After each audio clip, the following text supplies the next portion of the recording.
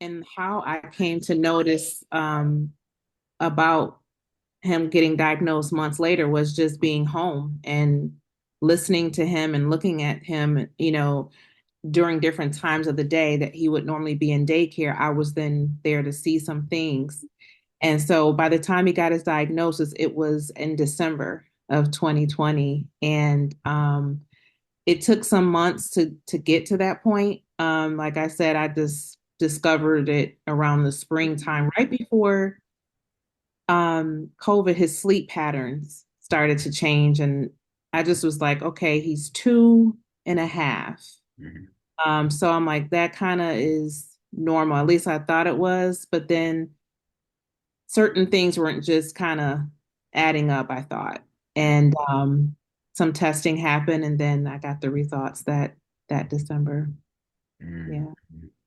And what was going through your head at that time? Like what was your initial thoughts?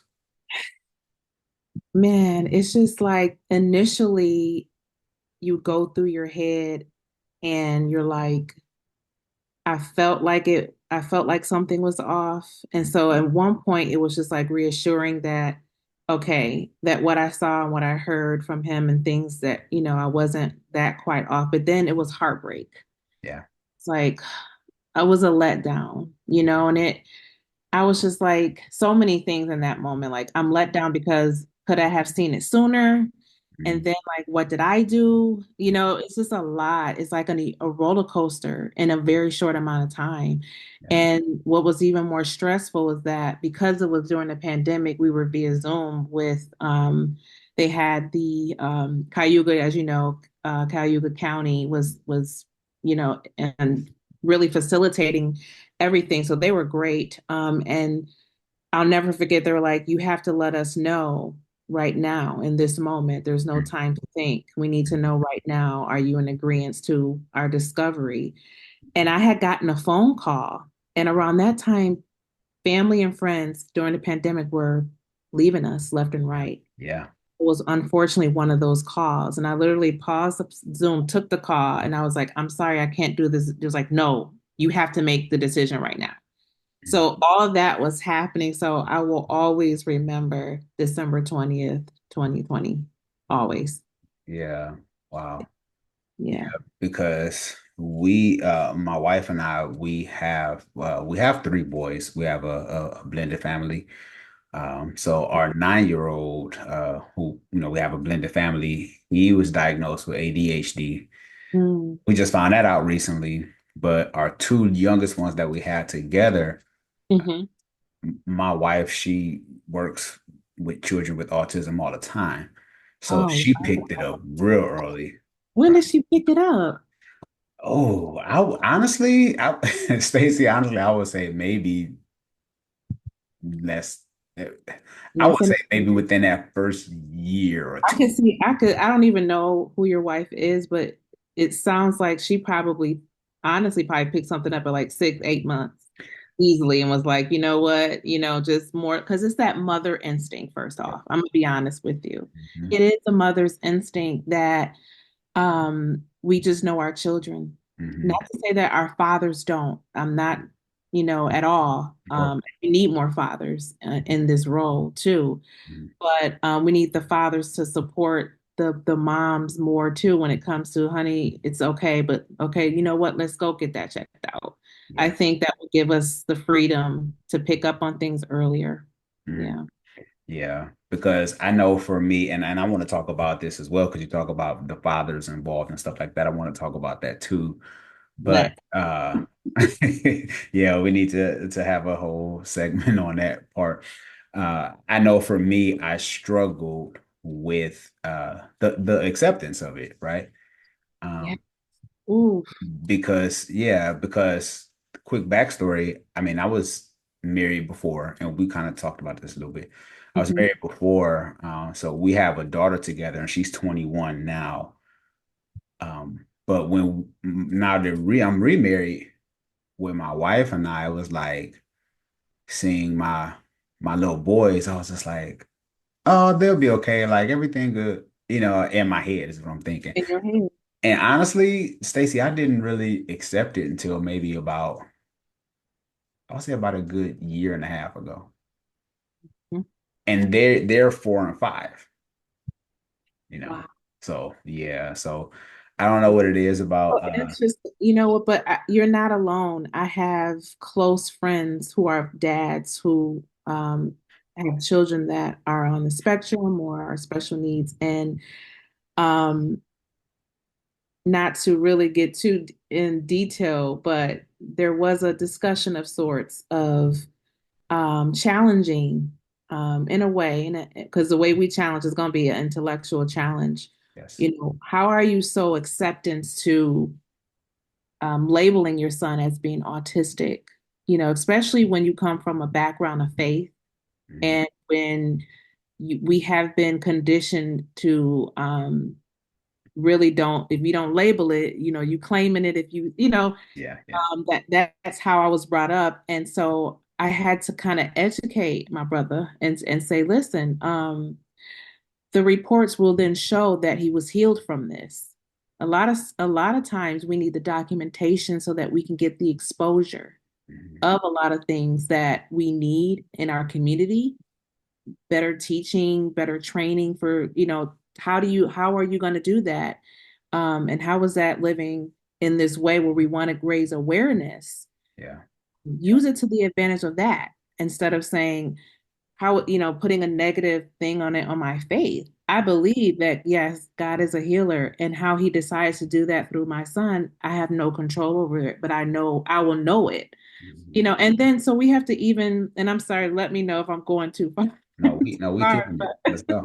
Let's go. but I really do feel like that. Like even when it comes to you know, thinking about his story, my son's story, Carter is his name. Mhm. Um, how much he has progressed since 2020 to Mhm. 2020. Mhm. You know Yeah. what I mean? And I'm like, to me, that's a wins are wins, but that's a miracle Yes. because for once, for my child to, you know, for them to actually, he is nonverbal in the sense of the limit of communication that he has Mhm. in his maturity level and his cognitive level, right? Yes.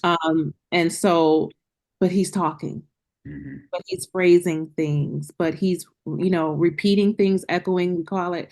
But at the same time, he wasn't doing that 2 years, 3 years ago. Yeah. So those are the miracles that I like to highlight when I say, yes, autism, my son does have autism. And within that, his boundaries are not, it's limitless for him on the growth that he can have in his life. Yeah. Yeah. And like you say, I love the progress, right? It's, it's Yeah.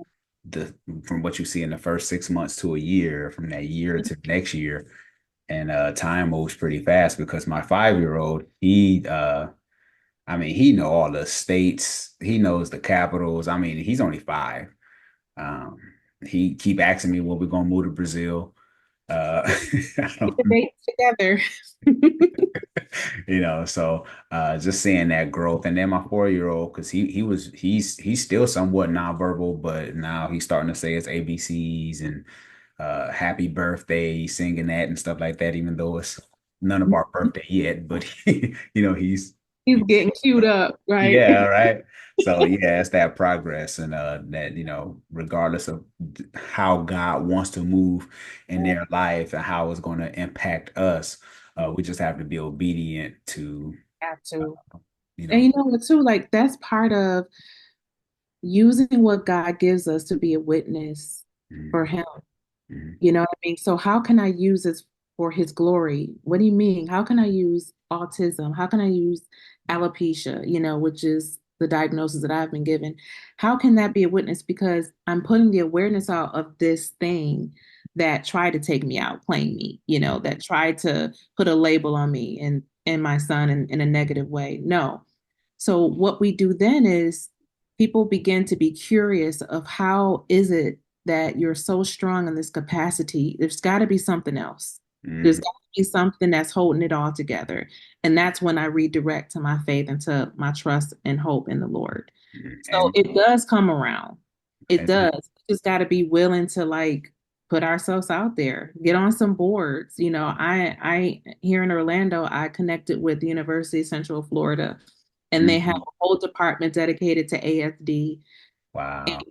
you go through this grueling process, and I'm grateful for it. Mhm. To make sure you are that parent that's going to be dedicated to change Yes. and not playing games out here. Yes. So that's how you can use your voice Mhm. in the Amen. community and where we're at. Yeah. For sure. For sure. What were some of the biggest challenges you faced in the early years of parenting a child with autism? You know what? That's a really good question. And it was really the support.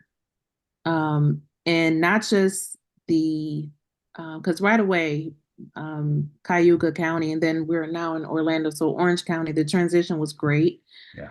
I had the backing as far as all of the therapists that he would need, and the resources were there, Mhm. and the move to Orlando really kind of increased the availability of that a lot, which was one of the reasons why we did move.